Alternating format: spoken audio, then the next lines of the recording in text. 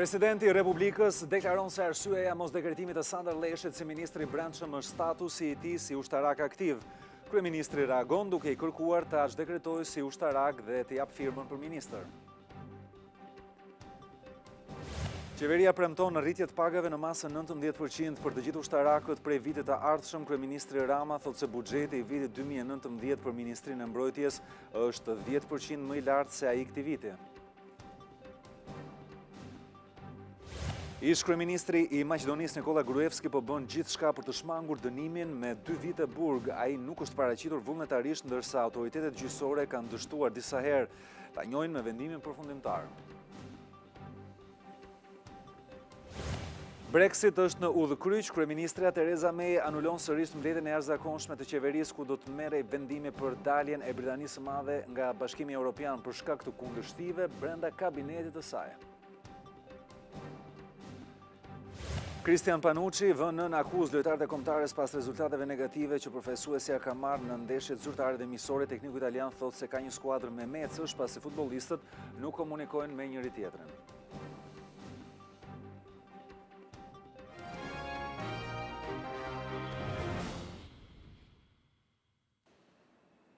Me mbrëma dhe mirë se vini në Klan, do t'jemi së bashku në edicioni qendror të lajmeve të orës 19:30 për të njohur me një përmbledhje të zhvillimeve kryesore. Presidenti i Republikës Ilir Meta ka bërë publike arsyet e mos dekretimit të Sandar Leshit në postin e ministrit të brendshëm në propozimin e parë që mori nga ana e kryeministrit Edi Rama. Meta thotë se shkak është bërë statusi i tij si ushtarak aktiv, por kryeministri Rama thotë se gjithçka është në dorë të kreut të shtetit, pasi ai mund ta dekretonte si general dhe ta dekretojë si ministër.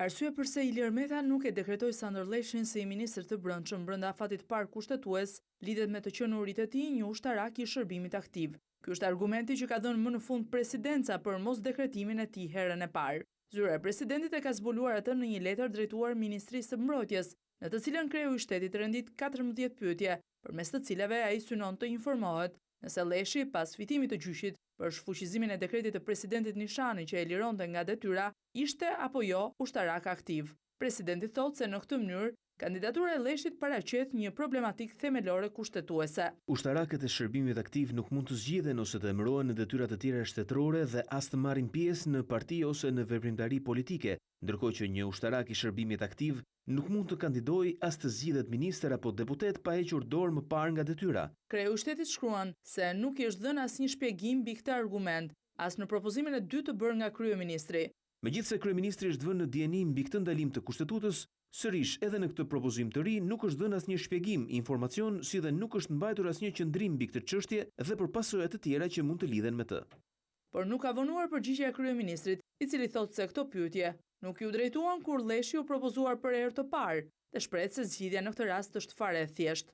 Ekspertët tanë mbrojnë bindjen se edhe nëse ky do të ishte rasti, pra nëse general Sandar Leshi do të ishte ushtarak në detyrë, çdekretimi i tij si i tillë nga presidenti i Republikës do të duhej bërë pas miratimit nga kuvendi të dekretit tuaj për të si ministër. Por siç na mëson eksperienca jon, e juaja dhe e imja e kam fjalën, që fatmirësisht nuk jemi jurist, kurdoherë e kudo që ka një rast të tillë ka gjithnjë jurist me opinione të ndryshme. Kështu që është e tëra juaja zgjedhja e opinionit tonë të shprehur në përgjigjen e ministres apo e një opinioni të ndryshëm nga i yni, dhe në rast se ky i fundit do të jetë rasti, ju mund ta dekretoni Sandar Leshajn si general aktiv, bazuar në kërkesën e tij drejtuar jush, e pastaj ta dekretoni atë ministër të brendshëm, bazuar në Kushtetutën e Republikës së Shqipërisë.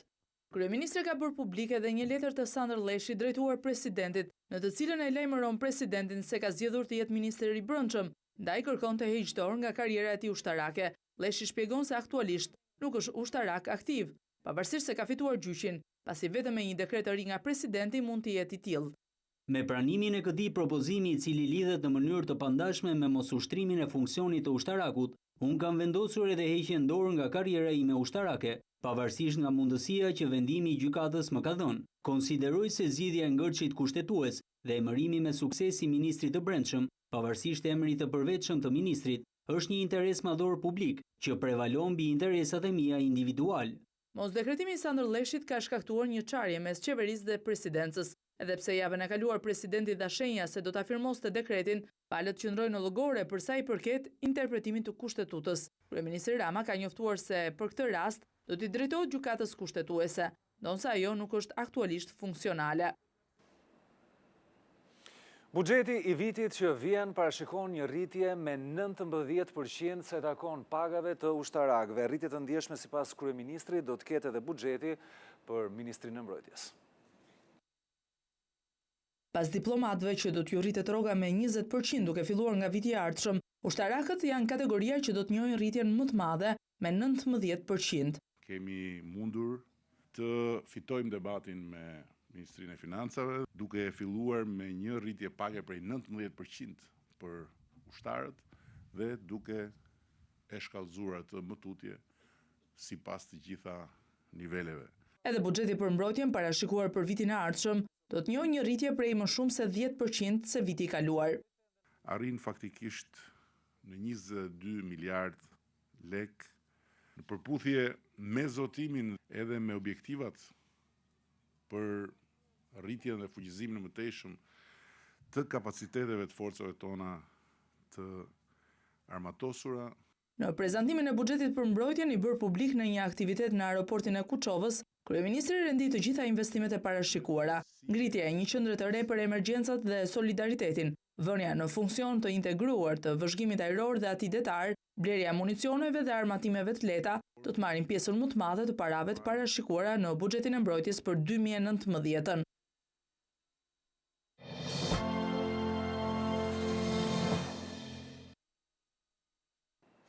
Dhe do të shohim tani zhvillimet që vijnë nga Maqedonia për ish-kryeministrin Nikola Gruevski. Është firmosur një urdhër arresti mbrëmjen e sotme dhe sipas informacioneve autoritetet atje janë duke bërë kërkime në mënyrë që ta lokalizojnë. Megjithatë, për të mësuar më shumë rreth ngjarjeve që vijnë përandej, do të kemi një lidhje direkte me Klan Maqedonin, me Xhumadi Ibrahimin për të mësuar më shumë. Atëherë Xhumadi na tregon se çfarë duke ndodhur në këto momente. Po, përshëndetje. Atëherë pas tentativave të shumta nga shërbimet e gjykatës së Shkupit për t'ia dorëzuar ish-kryeministrit Nikola Gruevski vendimin se i refuzohet kërkesa për anulimin e vuajtjes së dënimit, si dhe pas njoftimit nga burgu i Shkupit se ai nuk është e paraqitur në mënyrë vullnetare për ta vuajtur këtë dënim, Ministria e Punëve të Brendshme me urdhër të gjykatës në orët e pasdites së sotme ka shpallur edhe flet arrest, ku siç thuhen nga Ministria e Punëve të Brendshme, flet arresti është shpallur në nivel të territorit të Republikës së Maqedonisë dhe është duke u vepruar në bazë të tij. Mirë po, në këto momente përderisa ne jemi duke raportuar këtu live në mediat këtu në Maqedoni është njoftuar se po bëhet edhe bastisja nga ana e policisë Republikës së Maqedonisë në shtëpinë, në banesën e ish-kryeministrit Nikola Gruevski në Shkup, ku gjatë ditës së sotme nuk janë hapur dyert për të parë sa ndodhet ai në shtëpi. Ajo që vlen të theksohet është fakti se ish-kryeministri Nikola Gruevski po sigurohet edhe nga disa zyrtar të Ministrisë së Punëve të Brendshme, mirë po në bazë të rregullave ligjore ata nuk kanë të drejtë që të njoftojnë dhe që të raportojnë se ku ndodhet lokacioni i tij, pra i personit të cilin ata janë duke siguruar. Përndryshe këtu në Maqedoni, po në opinionin e Maqedonisë po flitet se ku ndodhet ish-kryeministri Nikola Gruevski, pasi që nga dita e premte ai ende nuk është parë në opinion, as në rrjetet sociale ku jemi mësuar që të shohim edhe pak më parë që urdhër arresti që është lëshuar për të është i vlefshëm vetëm për Republikën e Maqedonisë. Por aktualisht a ka ndonjë informacion se ai ka dalë jashtë territorit të Maqedonisë? Jo, ende, domethënë nuk ka informacione në qoftë se ai ka dalur jashtë kufive të Republikës së Maqedonisë, për shkak se ish-kryeministri Nikola Gruevski me urdhër të gjykatës penale, gjithashtu edhe nga Prokuroria Speciale Publike, më 23 korrik të vitit të kaluar i është marrur pasaporta dhe një herë në muaj duhet që të paraqitet edhe në gjykatë për të parë se a ndodhet këtu në Maqedoni. Dhe kjo le të kuptohet atë se ai nuk ka mundur që t'i kaloj kufit. E qartë. Shumë faleminderit Xhumadi Ibrahimi, me kolegen tonë të Klan Maqedonisë. Kemi lidhje të herpasershme me televizionin aty në Maqedoni, pra se takon zhvillimeve që vijnë përandej. Çështja e ish-kryeministrit Nikola Gruevski është një nga çështjet më të nxehta, të cilat ne do ta trajtojmë vazhdimisht edhe në edicionet e tjera. Qëndroni me temën e.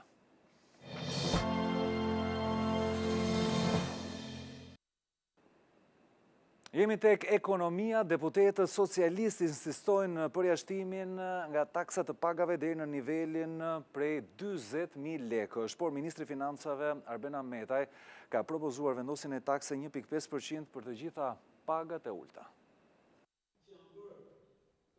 Kërkesës së Komisionit Ekonomisë dhe Financave për të përjashtuar nga tatimi të ardhurave personale pagën deri në 40.000 lekë nga 30.000 që është sot niveli i rrogës që nuk tatohet, Ministri i Financave dhe Ekonomisë ju përgjigj me një tjetër propozim, ose shtrirjen e tatimit me 1.5% për të gjitha pagat e përjashtuara nga taksa, e në rastin konkret deri në 40.000 lekë, ose futjen e bazës së tatueshme dhe për të ardhurat personale deri në 10.000 lekë. Nëse realizohet varianti i parë, çdo individ që sot nuk paguan taksa duhet të derë çdo muaj një tatim nga 360 lekë deri në 450 lekë. Ta ulim pragun nga 300, ta çojmë 100, apo t'i fusim në sistem me 1.5% taks të gjithë. Nëse kjo realizohet, deputetët do të vendosin në takime diskutime me Ministrin e Financave dhe do ta votojnë si propozim gjatë diskutimit të paketës fiskale nen për nen. Komisioni i Ekonomisë kërkoi të di nga Ministri i Financave mënyrën se si do të realizohen të ardhurat, ndërsa Arbena Metaj tha se lufta ndaj informalitetit do të vazhdojë e si rezultati i kësaj betejë në buxhet do të arkëtohen $12 milion. Ne parashikojmë nga 1.3 deri në 2 miliardë vetëm për shkak të administrimit per se. Për vitin 2018, kursi këmbimit parashikohet të godas të ardhurat në buxhetin e shtetit me afro $100 milion, ndërsa edhe për vitin e ardhshëm, qeveria parashikon që moneda kombëtare të jetë fort përballë euros, mes niveleve 126 deri në 128 lekë. Autoriteti i konkurencës ka ndëshkuar me gjob kompaninë koncesionare të kolaudimit të automjeteve. Masa është marrë pas një hetimi administrativ i cili zhvilloi prej një viti e gjysmë, sipas të cilit ka rezultuar se kompania ka pozita dominuese në treg dhe se nuk ka përmbushur kushtet e parashikuara në kontratë. Autoriteti i konkurencës ka gjobitur kompaninë koncesionare që ofron shërbimin e kolaudimit në territorin e Shqipërisë, SGS Automotive Albania. Në bazë të vendimit të marrë nga Autoriteti i Konkurrencës, kompania e cila ka monopolin e kontrollit teknik të automjeteve duhet të derë një shumë në vlerën e 5.69% të xhiros vjetore të vitit 2017 ose $510.000. Në argumentat e tij, autoriteti sqaron se kompania ka një pozitë dominuese në treg pasi ofron 100% të shërbimit, i cili është detyrues. Autoriteti i Konkurrencës sheh në shkelje edhe një kërkesë të SGS-s për qytetarët, të cilët duhet të firmosin një deklaratë ku nëse mjetit të tyre i ndodh një dëmtim gjatë procesit të kontrollit teknik, kompania nuk merr asnjë përgjegjësi për dëmin. Po ashtu Autoriteti i Konkurrencës ka evidentuar gjatë një viti e gjysmë hetimi se koncesionari ka shkelur kontratën, duke mos vënë në punë qendrat e lëvizshme të kontrollit gjatë kohës së fluksit, e në veçantë muajit dhjetor, ku numri i mjeteve arrin në 60.000, e duke krijuar kështu rrafë të gjata. Në fund të vendimit, Autoriteti i Konkurrencës i rekomandon Ministrisë së Infrastrukturës dhe Energjisë që të nisë liberalizimin e këtij tregu, duke qenë se në shtator të vitit të ardhshëm përfundon edhe kontrata që kjo kompani ka me shtetin shqiptar.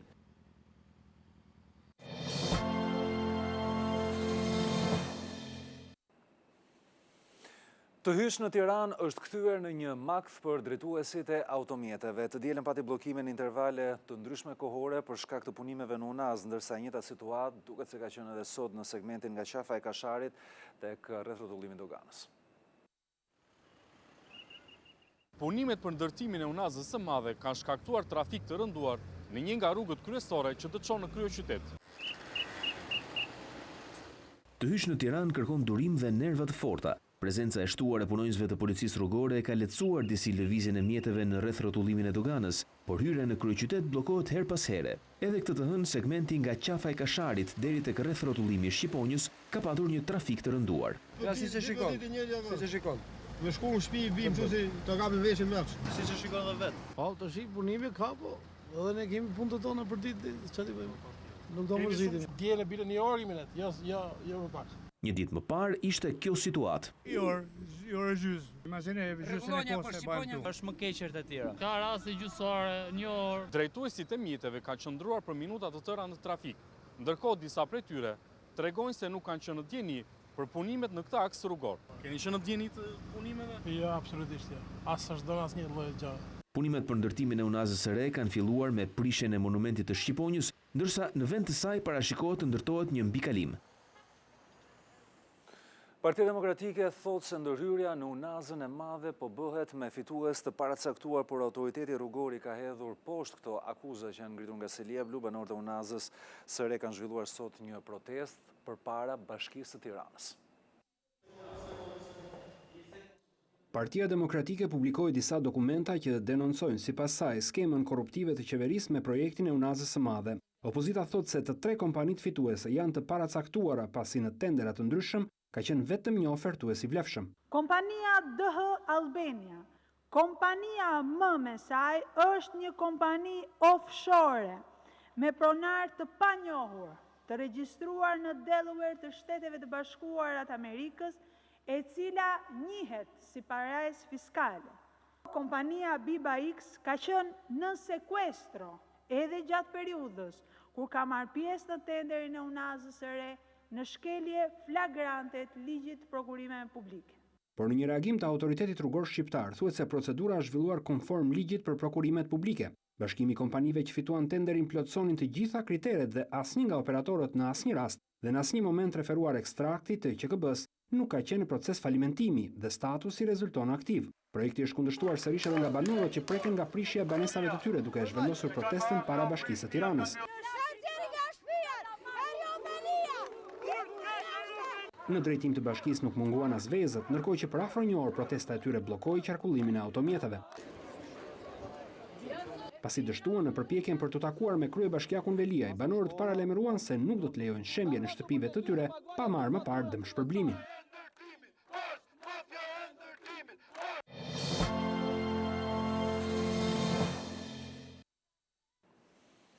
Gjykata e Tiranës i ka lënë të pandryshuara masat e sigurisë për persona të cilat janë të përfshirë në dosjen e njohur si Babalja për Albert Veliun. Është konfirmuar arrest me burg në mungesë. Edhe pas kalimit të dosjes Babalja nga krimet e rënda te prokuroria e Tiranës, gjykata e kryeqytetit ka lënë në fuqi arrestin me burg për Fredi Alizotin dhe Albert Veliun. Ky i fundit në mungesë pasi ka kërkuar azil politik në Kosovë. Këta persona sipas prokurorisë kanë skenuar audiopërgjimin ku përfshi vëllai ish ministër të brendshëm Fatmir Xhafaj. Ndaj gazetarit Jetmirol Dashi do të vazhdojë të jetë në fuqi masa e sigurisë detyrim paraqitje. Të gjithë këta persona akuzohen nga prokuroria për kallëzim të rrem të kryer në bashkëpunim. Personën e tim për këtë çështje për të njëjtën akuzë është edhe deputeti i Partisë Demokratike Ervin Saliani. Ai bëri publik në emisionin e Opinion videon ku Fredi Alizoti pretendonte se ishte sjell nga Fieri në Tiranë nga drejtori i policisë Ardi Veliu. Pavarësisht videos ai qëndroi versionit se në audiopërgjimin e parë ka bërë rolin e Agron Xhafajt, pasi për këtë do të paguhej. Për herë të parë, presidenti i Kosovës, Hashim Thaçi, ka atakuar homologun e tij rus Vladimir Putin. Takimi është zhvilluar në Paris dhe sipas Thaçit, presidenti rus ka mbështetur idenë e marrëveshjeve paqësore mes Prishtinës dhe Beogradit. Presidenti i Kosovës Hashim Thaçi takoi për herë të parë presidentin rus Vladimir Putin. Dy krerët e shteteve patën mundësi të zhvillonin një bisedë të shkurtër gjatë qëndrimit në Paris, me rastin e 100 vjetorit të përfundimit të luftës së parë botërore. Lajmin për takimin me Putinin e dha vetë Thaçi në një postim në rrjetet sociale. Presidenti kosovar shkruan se fokusi i bisedës ishte dialogu Kosovë-Serbi dhe mundësia e arritjes së një marrëveshje e gjithëpërfshirëse. Rusia është aleati më i fortë ndërkombëtar i Serbisë dhe një vend që nuk e ka njohur pavarësinë e Kosovës, por Thaçi mori garancinë nga Putin se në rast se dy vendet arrin një marrëveshje paqësore, Rusia do ta mbështesë atë. Takimi me Vladimir Putinin u komentua edhe në Kosovë. Kryeparlamentari Kadri Veseli e quajti atë një lajm të jashtëzakonshëm. Me kërkesë të ambasadës shqiptare në Vatikan, me rastin e vitit mbarkombëtar të Skënderbeut, Papa Francesku do të mbajë në 19 nëntor një audiencë të veçantë për Shqipërinë. I pranishëm do të jetë edhe kardinali shqiptar Ernest Simoni dhe profesues të feve, politikës, artit, njëkohësisht edhe të kulturës shqiptare. Papa Francesku do të presë në një audiencë të veçantë përfaqësues të popullit shqiptar. Në kuadër të vitit mbarkombëtar të Skënderbeut, me kërkesë të veçantë të kreut të ambasadës së Shqipërisë pranë selisë së shenjtë, zonjës Majlinda Dodaj, në datë 19 nëntor ati i shenjtë Papa Francesku ka pranuar të presë në Vatikan në një audiencë të veçantë qytetarë shqiptar përfaqësues të shtetit dhe shoqërisë, të besimeve fetare në Shqipëri, intelektual dhe artist. Nuk do të mungoj edhe kardinali vetëm shqiptar Ernest Simoni, si dhe përfaqësues fetar arbresh nga Kalabria dhe Sicilia. Ky takim special i përfaqësuesve të popullit shqiptar me atin e shenjtë vjen në kuadër të vitit mbarkombëtar të Skënderbeut, por edhe si një pelegrinazh i popullit shqiptar, si shenjë falënderimi nga Papa Francesku që zgjodhi pikërisht Shqipërinë si vendin e parë për ta vizituar. Ky takim në Selinë e Shenjtë mbledh të gjithë shqiptarët e bashkuar, ashtu siç është vetë figura e heroit ton kombëtar Gjergj Kastrioti Skënderbeu, simboli i unitetit dhe fuqisë së kombit që në të gjitha kohrat i ka bashkuar shqiptarët pa dallim feje. Një audiencë e tillë e veçantë nga një pap për popullin shqiptar në nderim të heroit ton kombëtar është bërë vetëm para 50 viteve nga Papa Pali i VI, i cili priti shqiptarët nga diaspora, por ku mungonin shqiptarët nga Shqipëria pasi 500 vjetori i vdekjes së Skënderbeut e gjeti vendin ton nën diktaturën komuniste. Pas audiencës me Papa Franceskun, artistë të famshëm shqiptar, të cilët do të jenë të pranishëm në këtë takim historik, do të mbajnë një koncert madhështor të titulluar Të bashkuar në muzikë dhe në kujtim të Skënderbeut. Emra të njohur të muzikës shqiptare si Inva Mula, Olen Cezari, Gen Stukiçi, Elhajda Dani, Ermal Meta, Eno Peçi dhe madje vet artistja më e re në moshë por më e njohur sot në skenat ndërkombëtare Dua Lipa, do të performojnë në këtë koncert ku nuk do të mungojnë edhe pjesë nga repertori i tyre dedikuar edhe vet Papa Franceskut. Për ambasadën e Shqipërisë pranë Selisë së Shenjtë, kjo audiencë e veçantë me Papa Franceskun dhe koncerti madhështor pas tij në një nga sallat më të njohura të Romës, përmbyll edhe serinë e aktiviteteve të organizuar në kuadër të vitit mbarkombëtar të Skënderbeut. Dhe Tirana ka nderuar sot Papa Gjon Palin e dytë duke vendosur bustin e tij në një prej shesheve të kryeqytetit. 25 vjetori i vizitës së Papa Gjon Palit të dytë në Shqipëri shënoi dhe vendosjen e bustit të tij në sheshin pas Pallatit të Kongreseve. I pranishëm në ceremoninë e përurimit, kryebashkiaku Erion Veliaj tha se ky bust jeshton vlerat Tiranës si simbol i tolerancës fetare. Sot Shqipëria me në krye Tiranë është mishërimi i këtij vizionit emancipuar të Papës. Unë nuk besoj që ka një kryeqytet tjetër në botë që në 1 kilometër katror të ketë përfaqësuar të gjitha ngjyrat edhe kolorin asaj që është stofi i besimit në Shqipëri. Kryebashkiaku njoftoi se një memorial për viktimat e komunizmit do të jetë vepra e radhës që do të vendoset në kryeqytet. Ndërkohë edhe Tirana, si shumë kryeqytete të Evropës, po bëhet gati që tani për të pritur festat e fundvitit.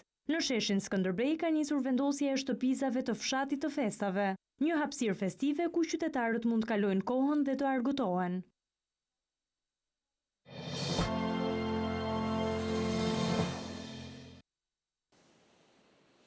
Britania rrezikon që të dalë nga Bashkimi Evropian pa një marrëveshje. Kryeministrja britanike Theresa May anulloi mbledhjen e jashtëzakonshme të qeverisë ku do të miratohej plani i saj për marrëdhëniet mes Londrës dhe Brukselit pas shkëputjes së Britanisë së Madhe nga Bashkimi Evropian. Kryeministrja britanike nuk ka konsensus brenda kabinetit për kufit me Irlandën. Plani i May që përputhet me atë të Brukselit parashikon që Irlanda e Veriut të ruajë lëvizjen e lirë edhe pas daljes së Britanisë nga Unioni. Pas vendimit të Mayt për të shtyrë mbledhjen e qeverisë, negociatori evropian Michel Barnier tha se samiti i jashtëzakonshëm i nëntorit ku Londra dhe Brukseli pritet të nënshkruanin marrëveshjen, gjithashtu mund të anullohet. Britania rrezikon të shkëputet pa marrëveshje nga Unioni, çka mund të ketë pasoja të rënda për ekonominë e vendit. Analistët politik theksojnë se May nuk do të mbetet për një kohë të gjatë në Downing Street, edhe nëse ajo arrin një marrëveshje divorci me Bashkimin Evropian. Dhe me sportin kemi ardhur në fund të këtij edicioni informativ. Qëndroni më tej me Klan, bashkë mirupafshim.